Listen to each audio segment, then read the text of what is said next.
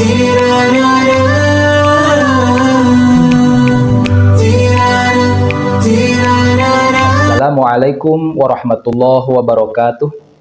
Bismillahirrahmanirrahim. Masih dalam kajian tahsin. Kesempatan kali ini kita akan mencoba belajar bersama-sama tentang satu pembahasan di mana sudah familiar dalam istilah tajwid, yakni hukum nun sukun dan atau tanwin.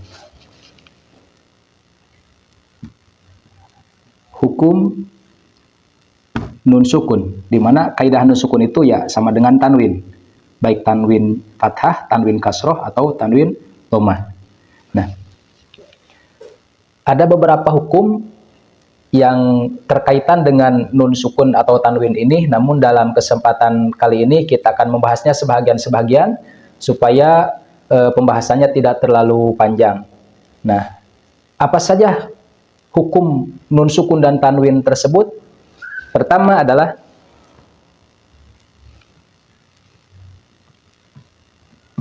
nun sukun atau tanwin tersebut harus dibaca jelas.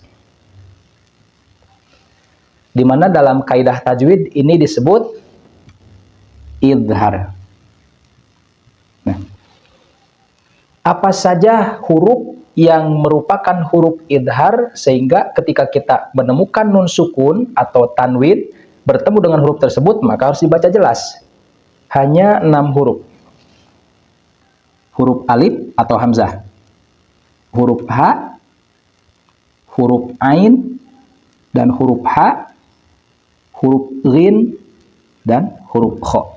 Hanya 6 huruf yang perlu kita membacanya dengan jelas ketika ada nun sukun atau tanwin di depannya. Alif, ha, ain, ha, ghin, dan kho. Nah, itu yang pertama. Dan hukum atau kaidah yang kedua adalah harus dibaca lebur. Di mana lebur ini ada 2. Pertama, lebur dengan dengung, dan yang kedua, lebur tanpa dengung.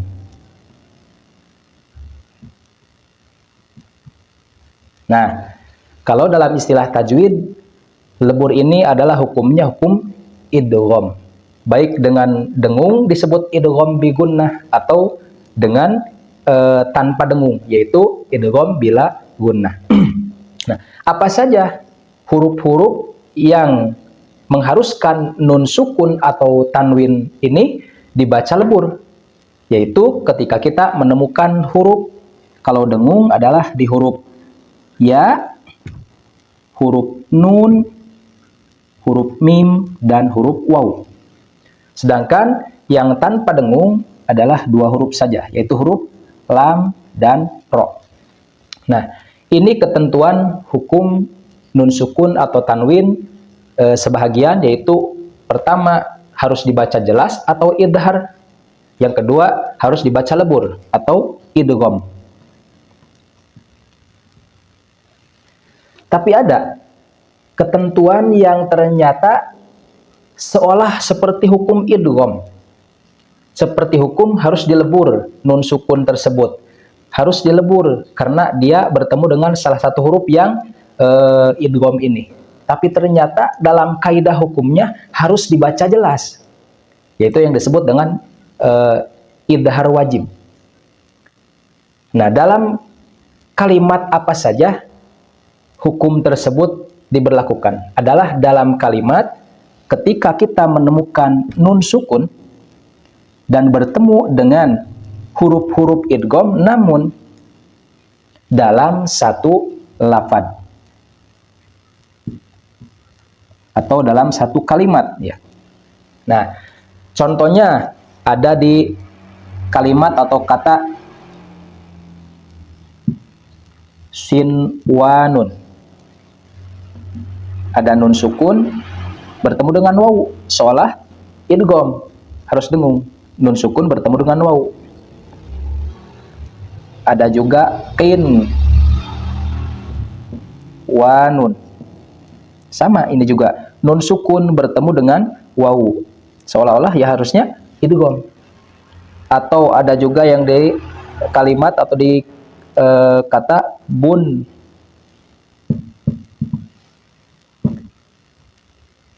iya nun. Ini juga sama. Nun sukun bertemu dengan iya, seolah idgham. Atau yang sering kita temukan di kalimat ad-dunya. Ya. Ini pun sama. Nun sukun bertemu dengan iya. Nah, untuk konteks kalimat-kalimat ini, maka tidak diberlakukan hukum idgham, tapi harus hukum idhar.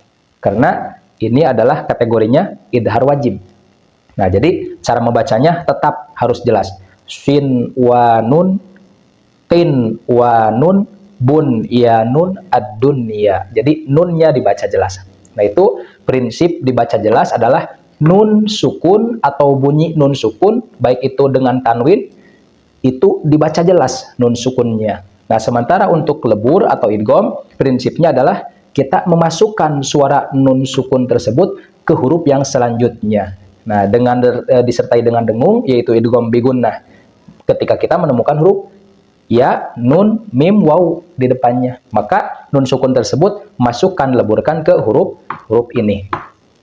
Dan untuk tanpa dengungnya, ketika kita menemukan nun sukun atau tanwin dan di depannya ada huruf lam dan ro, maka kita lebur tanpa dengung. Baik, untuk lebih memahaminya, kita terapkan langsung dalam contoh. Kita akan mengambil contoh bacaan di surat yang banyak berkaitan dengan hukum jelas atau idhar dan idgham, adalah salah satunya di Al-Quran surat Al-Ghasyiyah. Baik, dengan menerapkan kaidah-kaidah yang sudah kita pelajari bersama-sama, kaidah yang terdahulu sampai saat ini.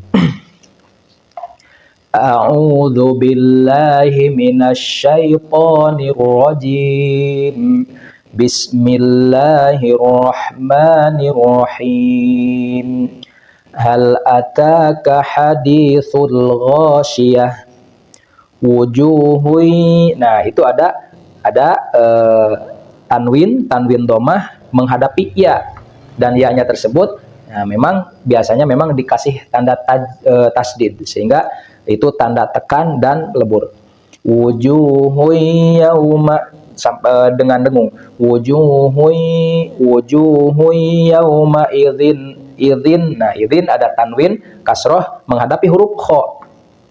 Wujuhu yauma idzin khashi'ah. Yauma idzin khashi'ah. Nah, amilatun ada tanwin domah menghadapi nun dan menggunakan tasdid, sehingga berlaku tahan, lebur didengungkan. Dengung itu prinsipnya ditahan. Ya, amilatun nasibah. Nah, tasla naron, tasla naron, jelas ron ada tanwin fathah menghadapi huruf ha. Tasla naron hamiyah, tusqa min ainin, min jelas, min nun sukun bertemu dengan huruf ain, min ainin aniyah. Kita kembali lagi. Bismillah, dua ayunan, dua harokat, diayun saja.